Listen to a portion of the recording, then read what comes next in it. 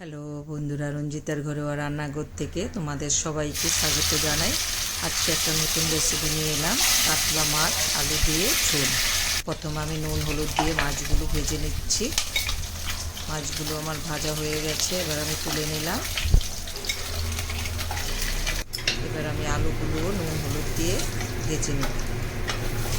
আলুগুলো তুলে নিলাম। এবার কড়াতে আমি জিরে তেজপাতা ফোড়ন দিয়ে দিলাম, দিয়ে একটু হালকা করে ভেজে নিচ্ছি।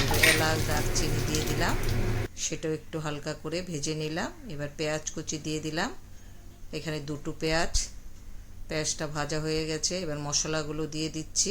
হলুদের গুঁড়ো 2 চামচ, লঙ্কার গুঁড়ো 2 চামচ, জিরের গুঁড়ো 1.5 চামচ, ধনের গুঁড়ো 1.5 চামচ, আদা বাটা 2 চামচ আর নুন পরিমাণ মতো দিয়ে মশলাটা ভালো করে কষে নেব।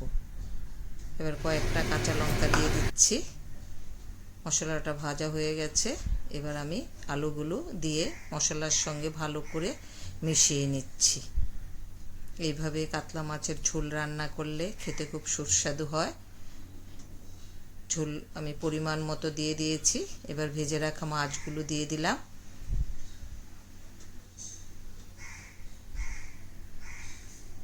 দিয়ে আমি মিশিয়ে নিচ্ছি। একটা ঢাকা দিয়ে দিলাম সিদ্ধ হওয়ার জন্য।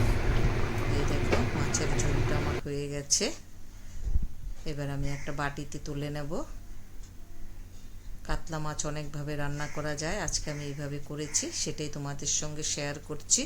যদি রেসিপিটা ভালো লাগে একটু লাইক শেয়ার করে দিও। সবাই ভালো থেকো, সুস্থ থেকো, পাশে থেকো।